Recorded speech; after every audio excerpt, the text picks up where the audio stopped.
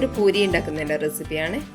ഒട്ടും എണ്ണയൊന്നും കുടിക്കാത്ത നല്ല സോഫ്റ്റ് ആയിട്ടുള്ള നന്നായിട്ട് പൊങ്ങി വന്നിട്ടുള്ള പൂരി എങ്ങനെയാണ് തയ്യാറാക്കാൻ നോക്കാം.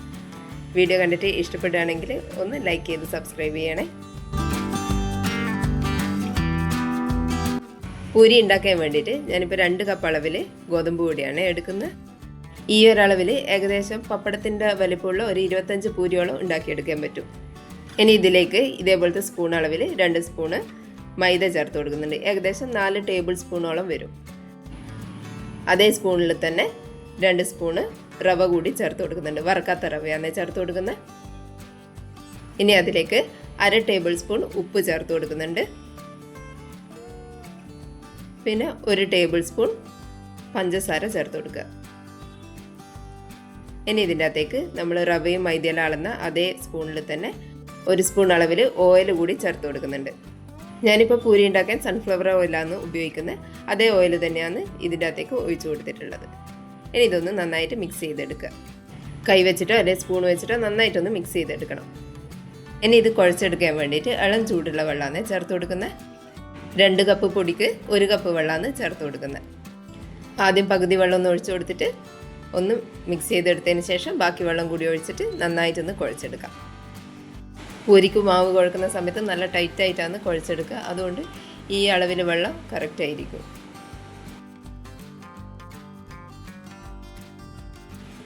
പൊടി ഇതുപോലെ ആകെ ഒന്ന് നനച്ചെടുത്തതിന് ശേഷം ബാക്കി വെള്ളം കൂടി ഒഴിച്ചിട്ട് നന്നായിട്ടൊന്ന് കുഴച്ചെടുക്കാം. നമ്മളിങ്ങനെ കുഴച്ചെടുക്കുന്ന സമയത്ത് ആദ്യമൊക്കെ വെള്ളം കുറവ് പോലെ തോന്നും. പക്ഷെ വെള്ളം ചേർക്കരുത്. ഇത് നന്നായിട്ട് കുഴച്ച് വരുമ്പോൾ നല്ലോണം സോഫ്റ്റ് ആവും.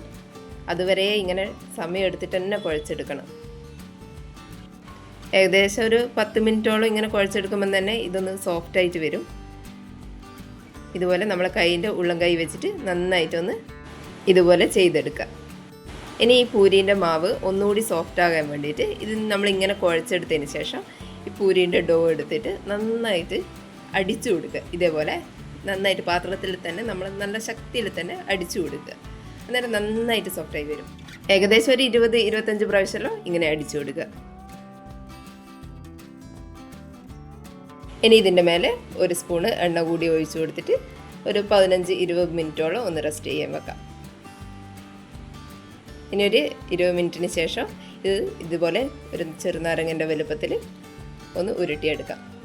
എല്ലാം ഉരുട്ടിയെടുത്തതിന് ശേഷം ഇതുപോലെ ഒന്ന് പരത്തിയെടുക്കാം. ഞാനിപ്പോൾ പൂരി പ്രസ്സിൽ വെച്ചിട്ട് പരത്തിയിട്ട് ഒരു പാത്രത്തിൻ്റെ അടപ്പ് വെച്ചിട്ട് ഷേപ്പ് ചെയ്തെടുത്തിട്ടുള്ള ഈ ഒരു കട്ടിയിൽ നന്നായിട്ടൊന്ന് പരത്തിയെടുക്കാം.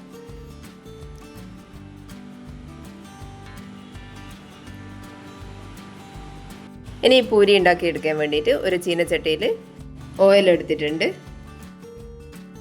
ഇനി എണ്ണ നന്നായിട്ട് ചൂടായി വന്നു കഴിഞ്ഞാൽ ഫ്ലെയിം ഒന്ന് മീഡിയത്തിലേക്ക് ആക്കി കൊടുക്കുക. എന്നിട്ട് നമ്മൾ ചെയ്ത് വെച്ചിട്ടുള്ള പൂരി ഇതിൻ്റെ അകത്തേക്ക് ഇട്ട് കൊടുക്കാം. പൂരി എണ്ണയിലേക്ക് ഇട്ട് കൊടുക്കുന്ന സമയത്ത് എണ്ണേൻ്റെ അടിയിലേക്ക് പോകുന്ന വിധത്തിൽ വേണം ഇട്ട് കൊടുക്കാൻ വേണ്ടിയിട്ട്. ഇട്ട് കൊടുത്തപ്പാട് തന്നെ നമ്മൾ സ്പൂൺ വെച്ചിട്ട് ഒന്ന് എണ്ണയിലേക്ക് പ്രസ് ചെയ്ത് കൊടുക്കുക. അപ്പോൾ നന്നായിട്ട് പൂരി പൊങ്ങി വരും. അതിന് ശേഷം ഒന്ന് മറിച്ചിട്ട് കൊടുക്കുക. 2 വശവും ഏകദേശം കളർ മാറി വരുമ്പോൾ എണ്ണേൻ്റെ അകത്തുനിന്ന് കോരി മാറ്റാം. പൂരിയെല്ലാം ഉണ്ടാക്കാൻ വേണ്ടിയിട്ട് പാത്രം എടുക്കുന്ന സമയത്ത് ഇതുപോലെ ഒരു കുഴിഞ്ഞ പാത്രം എടുക്കുന്നതായിരിക്കും നല്ലത്. പരന്ന പാത്രം എടുത്തു കഴിഞ്ഞാൽ എണ്ണ ഇങ്ങനെ പരന്ന് സ്പ്രെഡായിട്ടേ നിൽക്കുക.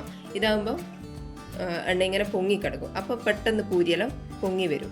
അതുപോലെ തന്നെ ഫ്ലെയിമും ഒന്ന് അഡ്ജസ്റ്റ് ചെയ്ത് കൊടുക്കണം. എണ്ണേൻ്റെ ചൂട് കുറഞ്ഞു വരുന്ന സമയത്ത് ഒന്ന് ഹൈ ഫ്ലെയിമിൽ വെച്ച് കൊടുക്കുക. അതിനുശേഷം മീഡിയത്തിൽ വെച്ചിട്ട് പിന്നെയും പൂരി ഇട്ട് കൊടുക്കാം. ഇതുപോലെ എല്ലാ പൂരിയും ചെയ്തെടുക്കാം. ഇത് ചൂടോടെ തന്നെ കഴിക്കാനാണ് നല്ല ടേസ്റ്റ് ഉണ്ടാവുക. ചൂടാറിക്കഴിഞ്ഞാൽ ഇതിൻ്റെ സോഫ്റ്റ്നെസ് ഒന്നും പോവില്ല. പക്ഷെങ്കിൽ ചൂടോടെ കഴിക്കാൻ നല്ല ടേസ്റ്റി ആയിരിക്കും. വീഡിയോ കണ്ടിട്ട് ഇഷ്ടപ്പെട്ടിട്ടുണ്ടെങ്കിൽ ഒന്ന് ലൈക്ക് ചെയ്ത് സബ്സ്ക്രൈബ് ചെയ്യണേ. Thank you.